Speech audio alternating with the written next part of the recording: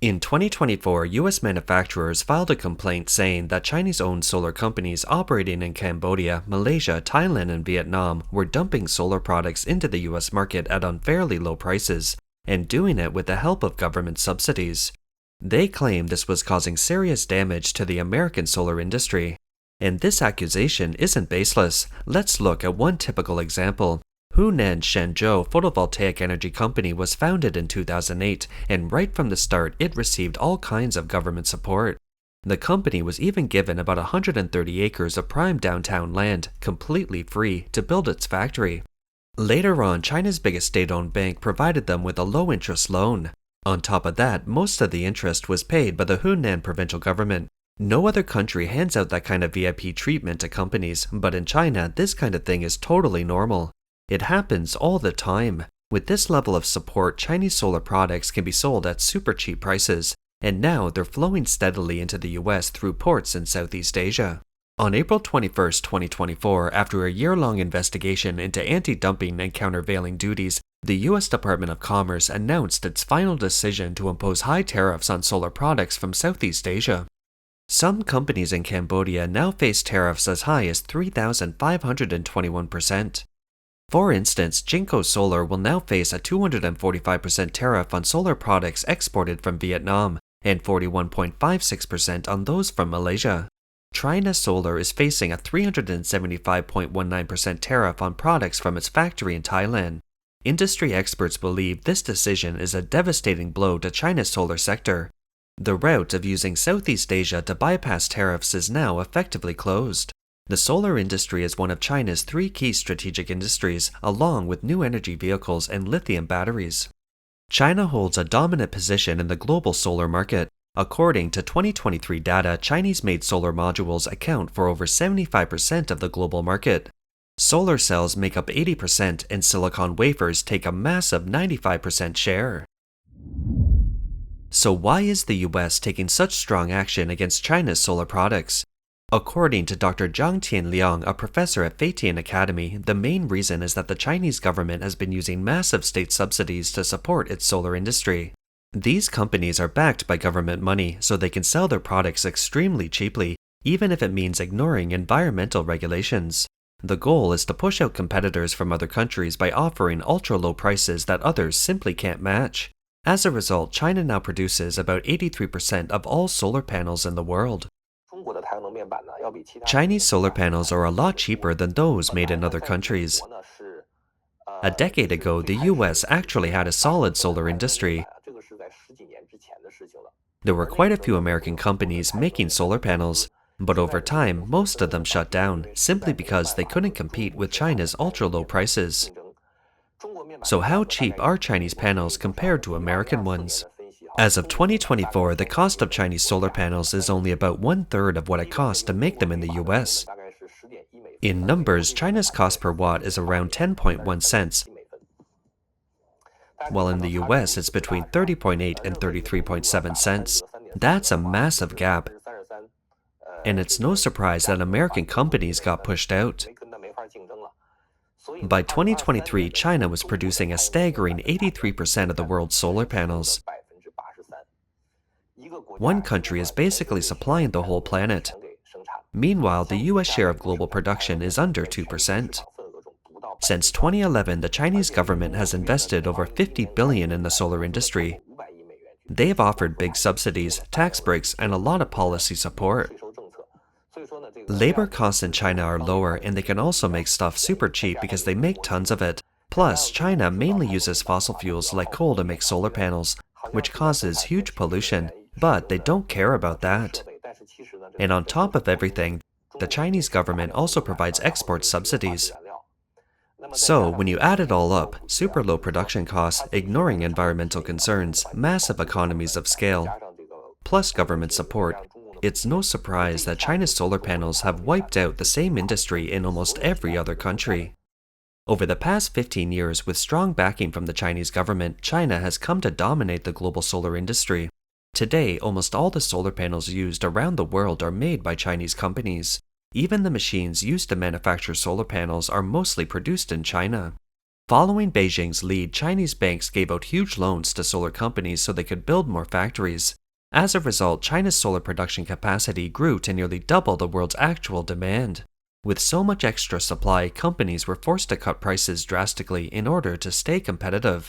Now, let's hear what a couple of Chinese bloggers have to say about the sky-high US tariffs, some of which are as high as 3,521%. That 3,521% tariff isn't a typo. It's the new record high tax the US just slapped on solar products from Southeast Asia.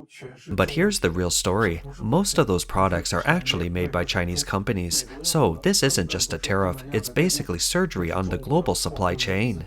The US isn't going after Southeast Asian factories, it's aiming directly at China's hidden solar army. Leading that army are big Chinese players like Jinko, Trina, and JA Solar. Now, the US wants to clean up its solar supply chain, cutting out anything linked to China. This is a direct hit on China's strategy of moving production abroad. For years, Chinese companies avoided US tariffs by shifting operations to Southeast Asia. But now, that trick doesn't work anymore. The message is clear: if there's a Chinese company behind the scenes, the US is going to find out and shut it down. It doesn't matter what label you use or where you're based. So, just moving production overseas isn't enough. The global supply chain crackdown has entered a new stage, one focused on background checks and origin tracing. For China's green energy exports, the strategy of using overseas factories to avoid US rules is quickly coming to an end. In the West, Made in China is starting to look more like a warning sign than a selling point. And once that label sticks, it's not easy to shake off. These four countries are the core of China's re-export trade in solar products. Therefore, what does the very precise introduction of the policy mean? In the future, if China wants to avoid the tariff challenge simply by re-export trade, this road is actually not feasible, and it seems to be blocked at the moment. To retaliate against US tariffs, China slapped a 125% tariff on American exports. But the move backfired. It's now putting China's own plastic industry in serious trouble. Why? Because nearly everything in the plastics world depends on one key ingredient, ethane. Ethane is a petrochemical that comes from natural gas. When it's processed or cracked, it produces ethylene, the main raw material for making plastic and resin. And not just a little, over 80% of the output from ethane cracking is ethylene. In contrast, using oil only gives you around 30%, plus a bunch of unwanted byproducts. That's why ethane is the go-to for keeping production cheap and clean. Chinese plastic factories have been importing this cheap American ethane to make everything from shopping bags and car parts to medical gear. By mid-2023, America had become the world's largest natural gas producer. In April alone, US ethane output hit a record 2.7 million barrels per day. Texas and New Mexico together made up 60% of that. Not only is the supply huge, but the price is low too. In 2022, ethane sold for just 16 cents per pound. The US leads the world in ethane export capacity. According to the US Energy Information Administration, the US has 3 major terminals just for exporting ethane. By March 2023, exports hit a record 537,000 barrels per day, and over 35% of that was going to China. Take a company like Satellite Petrochemical in Lianyungang. Their business depends almost entirely on US ethane. In 2022, they were importing 157,000 barrels per day from the US, making up most of the raw material supply. Because China produces very little ethane on its own, only about 120,000 tons in all of 2024, which is roughly 2,400 barrels per day, that's barely a fraction compared to what the US ships out daily. This heavy reliance leaves China in a tough spot during a trade war, and ethane isn't easy to replace. It's difficult to transport and store, and only a few ships in the world can handle it. China does have 12 of these giant ethane tankers, but they're all locked into long-term deals with US suppliers. So, switching to other sources isn't just tricky. Breaking the original contract can lead to hefty penalties, which could cost the company a fortune. Now that China has slapped a 125% tariff on US ethane, according to Rystad Energy, factories are now losing $184 for every ton of US ethane they process. Before the tariff, they were making $100 in profit per ton, turning a solid business into a money-losing operation overnight, straight from profit to painful loss. Commentator Jiang Feng says that a 125% tariff on ethane isn't just a few factories losing money. It's triggering a chain reaction that's dragging China's entire plastics industry into serious trouble. Goldman Sachs even predicts China's GDP in the second quarter could plunge to just 0.8%. Let's hear what he has to say.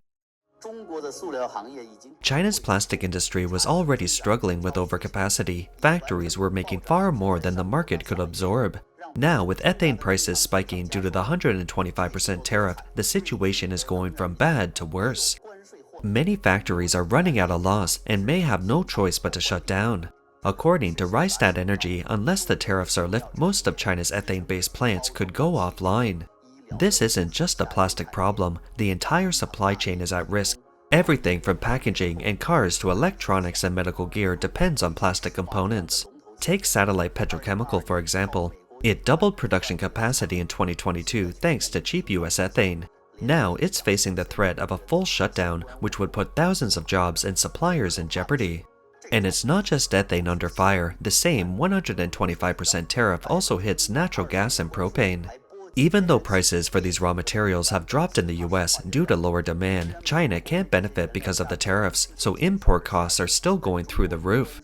If this keeps up, it could trigger a full-blown crisis for China's entire petrochemical industry, not just plastics, but also synthetic fibers, industrial coatings, and more.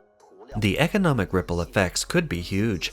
Goldman Sachs now expects China's GDP growth to fall from 4.9% in Q1 to just 0.8% in Q2. If China doesn't launch a major economic boost, its economy could fall off a cliff. So what's the result of this trade fight between China and the US? China raised tariffs in response to America's 145% to 245% tariffs, hoping to force the US back to the negotiating table. But when it comes to ethane, China ended up shooting itself in the foot. That's because US ethane is hard to replace. The high Chinese tariffs didn't really hurt the US, they just pushed China into a corner. According to the US Energy Information Administration, America's ethane exports are well diversified. Besides China, the US sells to India, Canada, and Northwest Europe. So if China cuts imports, the US can simply shift its supply elsewhere and might even lower prices to grab more market share. It's not just talk either. In 2022, when Norway reduced its own production, US ethane exports to Northwest Europe jumped by 40%. This shows the US isn't too worried about losing the Chinese market. But China's plastic factories, they don't have that luxury. The results of this game is that America's ethane industry remains rock solid, while China's plastic producers face serious shutdown risks. So what does this mean for regular people in China? First, plastic product prices could rise. From supermarket bags and phone cases to car parts, higher production costs will eventually hit consumers. Second, China's economic slowdown could hit jobs, especially for workers in the petrochemical industry, where the risk of layoffs is rising. But the bigger issue is that the crisis has exposed some deep structural problems in China's economy, like relying too much on one source for imports, weak domestic demand, and a fragile supply chain. In contrast, the US has managed to minimize the damage from the trade war by staying flexible and keeping its supply chains diversified. That's all for today. If you enjoy our content, please remember to like, subscribe, leave a comment, or share it with your friends. We appreciate your support, and we'll see you next time.